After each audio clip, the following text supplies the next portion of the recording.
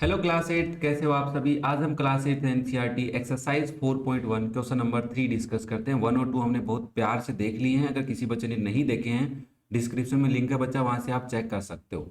हमें कह रहा है draw a pie chart showing the following information. आपको जो इन्फॉर्मेशन गिवन है, देखो कलर है और नंबर ऑफ पीपल कि ब्लू कलर कितने लोगों को पसंद है, ग्रीन कलर 9 को, रेड कलर 6 को, येलो कलर 3 को। तो टोटल लोग कितने हैं? 36 है। कितने बच्चा? 36। The table show the colour preferred bye a group of people.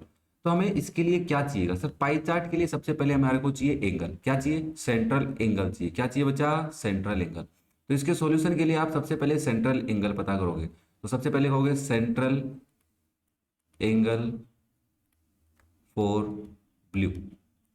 Blue के लिए कितना है? तो आप कहोगे सर देखो टोटल तो नीचे रहता है, ऊपर ब्लू कलर लोग, ब्लू कितने लोगों को पसंद है? 18 को। नीचे रहेगा 36। मल्टीप्लाई किससे करेंगे? 360 से। 36 से 360 कैंसिल हो गया 10 टाइम। हमारे पास आया 18 इंटू 10। कितना आ गया बेटा? 180 डिग्री। ठीक है, एंगल आ गया। अब हमें क्या करना है? सेंट्रल एंगल पता करना है। किसके लिए? Central angle for green. Green colour का भी सेंट्रल एंगल पता करना है। तो क्या लिखोगे? ग्रीन कलर 9 लोगों को पसंद है, नीचे 36 इंटू 360 डिग्री। 36 से 360 कैंसिल हो गया 10 टाइम। तो आप इसको लिखोगे 9 into 10, that is 90 degree. Okay. फिर हम क्या पता करेंगे? Central angle. किसका पता करने वाले हो? बताओ भाई, जल्दी बताओ, मन में बताना है ना, मजा आएगा फिर पढ़ते वक्त। तो central angle for red colour. तो बताओ फ्रैक्शन में ऊपर क्या लिखूं? 6, क्योंकि रेड कलर 6 लोगों को पसंद है। नीचे टोटल 36 इंटू 360।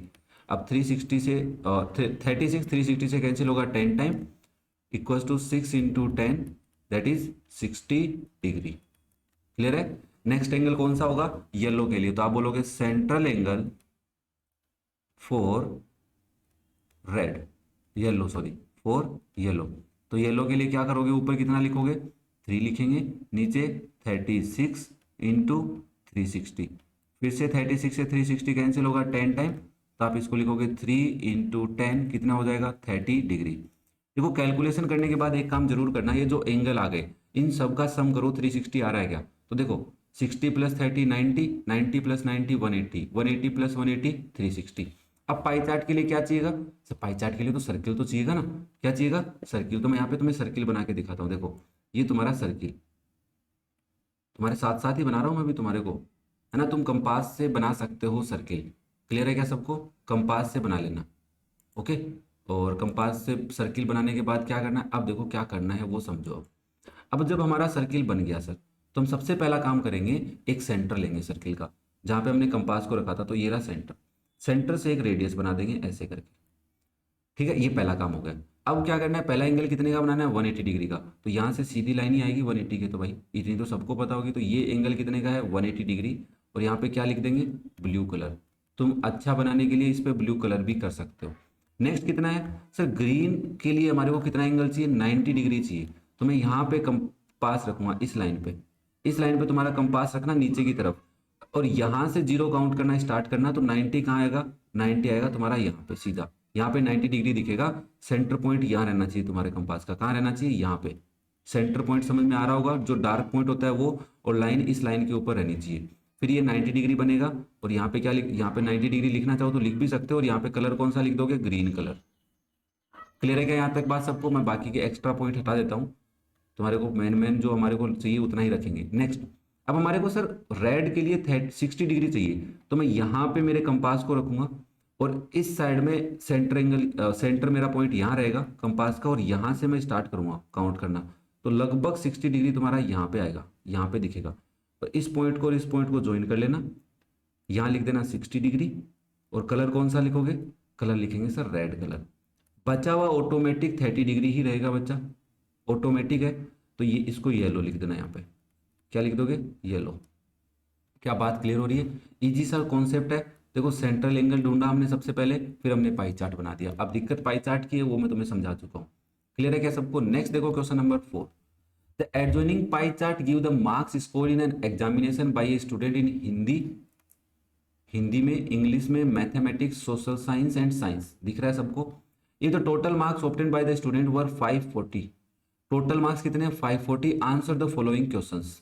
हमें क्वेश्चंस का आंसर देना है। देखो पाई चार्ट में हमारे को सब्जेक्ट्स के नेम गिवन है और उनके एंगल गिवन है, ठीक है, घबराने की जरूरत नहीं है। थोड़ी देर पहले फर्स्ट से क्वेश्चन में हमें परसेंटेज गिवन था, तो उससे हमने नंबर्स निकाले थे। अब हम तुम्हें एंगल से नंबर निकालने सिखाता हूँ। In which subject did the student score 105 marks, कि कौन से सब्जेक्ट में स्टूडेंट ने 105 मार्क्स लाए हैं। तो देखो सबसे पहले टोटल मार्क्स, इस पाई चार्ट के लिए टोटल मार्क्स कितने हैं भाई, 540। अब मुझे एक बात बताओ, सेंट्रल एंगल कैसे निकालते थे सर, पहले फ्रैक्शन लिखते थे, x अपॉन वाई इंटू 360 करते थे, जहां पे x क्या होता, y क्या होता था, टोटल होता था, और x क्या होता था, जिसकी बात करता था। तो यहाँ पे हमारे को कौन से सब्जेक्ट की बात कर रहा है नहीं पता, बट 105 मार्क्स, तो मार्क्स स्कोर्ड कितना किया है, 105। तो अब हमारे को क्या करना है सर, देखो 105 अपॉन 360 इंटू, सॉरी 360 नहीं आएगा, नीचे 540 आएगा, क्योंकि टोटल अब की बार कितना है 540 इक्वल्स इंटू 360। ये क्या कर रहे हैं, ये हम कर रहे हैं सेंट्रल एंगल ढूंढ रहे हैं। क्या ढूंढ रहे हैं बेटा, सीए, सेंट्रल एंगल ढूंढ रहे हैं।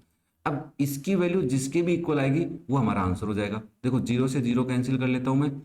अब 36 और 54 को कैंसिल करना है, तो मान लो तुम 2 से कैंसिल कर रहे हो तो 18 आएगा, और 2 से कैंसिल कर रहे हो तो कितना आएगा, 2 2 जा 4 7। अब ये 3 से कैंसिल हो रहा है, 3 6 जा और 3 9 जा।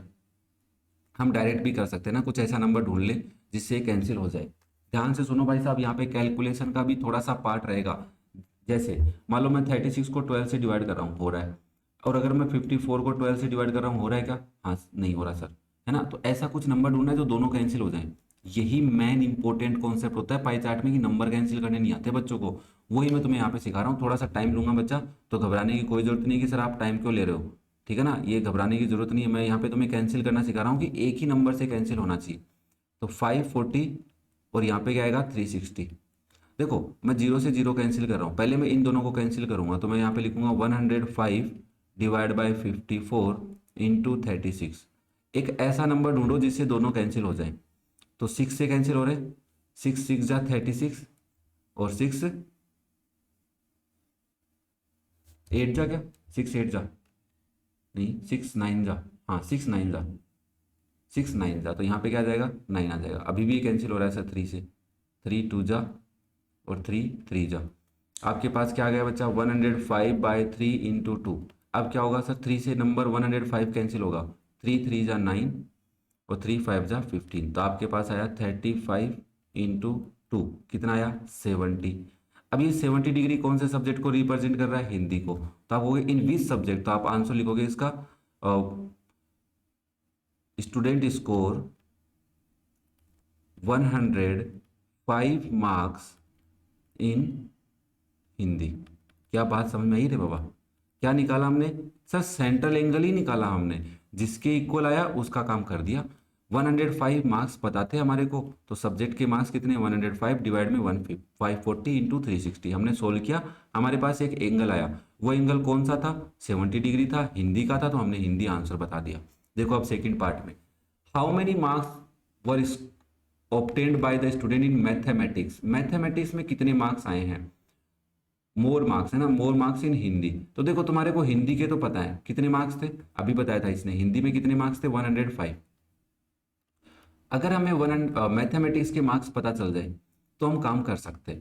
तो इसके सॉल्यूशन में हम क्या करेंगे, सर मैथमेटिक्स के मार्क्स तो पता ही नहीं। तो मैंने कहा बात तो सही है तुम्हारी, मैथमेटिक्स के मार्क्स तो पता ही नहीं है हमारे को, बट मैथमेटिक्स का एंगल पता है, यस, एंगल ऑफ मैथमेटिक्स, या मैथ्स लिख रहा हूँ मैं यहाँ पे शॉर्ट में, 90 डिग्री। अब एंगल कैसे निकाला था सर, एंगल हमने निकाला था, मैथ के मार्क्स तो पता नहीं, एक्स अपॉन 540, 540 क्या है सर यहाँ पे, मैंने कहा टोटल मार्क्स इंटू 360, किसके इक्वल होगा 90 के। ये किसके लिए है, सेंट्रल एंगल ऑफ मैथ्स। कैसे निकालते हैं सर, मैथ्स के marks divide by 540 into 360, zero से जीरो कैंसिल, और इसको हम तुम चाहो तो 18 से कैंसिल कर सकते हो, 18 2 जा और 18 54 में डिवाइड करेंगे 18 का तो 3 टाइम जाएगा, अरे 3 टाइम ही जाएगा ना, तो 3। तो ये आपके पास क्या वैल्यू आ गई, ये आ गई तुम्हारे पास 2x अपॉन 3 इक्वल्स टू 90। यहाँ से अगर x की वैल्यू निकालनी तो क्या करोगे, 90 into three divide by two, two से 90 कैंसिल 45, एक्स की वैल्यू आ गई 45 इंटू थ्री। ये 45 इंटू थ्री करेंगे तो क्या आएगा बताओ भाई, मार्क्स आएंगे सर किसके, मैथ्स के। तो मैथ्स में कितने मार्क्स आए उसके, तो student score in math, student score in maths कितने हैं 135, और student score in Hindi, student score in Hindi, Hindi में कितने मार्क्स आए थे 105। तो कितने ज़्यादा मार्क्स स्कोर किए उसने, माइनस कर लो 30 मार्क्स। तो आप लिखोगे student score more marks in math compare than in Hindi, 30 marks. कितने मार्क्स स्कोर स्कोर किए हैं ज़्यादा, 30 मार्क्स स्कोर किए हैं। क्लियर है। Third part, examine whether the sum of the marks obtain in social science and mathematics is more than in science and Hindi. अब देखो इसने कहा कि सोशल साइंस और मैथमेटिक्स के मार्क्स क्या ज़्यादा हैं साइंस एंड हिंदी में। तो हमने कहा देखो सर बहुत ही इजी सा क्वेश्चन है, सोशल साइंस में प्लस मैथ्स, तो इनका एंगल का सम करके देखते हैं। एक काम तो तुम ये करोगे सोशल साइंस के मार्क्स निकालो और साइंस के मार्क्स निकालो, मैथ्स के और हिंदी के तो हम निकाल चुके हैं। तो सोशल साइंस और मैथ्स के मार्क्स का सम करो और फिर साइंस और हिंदी के, तो ये क्वेश्चन थोड़ा लंबा हो जाएगा। हम एंगल के बेसिस पे बता सकते हैं। सोशल साइंस का एंगल कितना है 65 डिग्री, प्लस मैथ का एंगल 90 डिग्री, तो ये आएगा 155 डिग्री। अब हम एंगल का सम करते हैं साइंस एंड हिंदी के लिए। साइंस का एंगल कितना है भाई, साइंस का एंगल तो सर 80 डिग्री दे रखा है हमारे को, प्लस हिंदी का एंगल 70 डिग्री, कितना हो गया 150 डिग्री।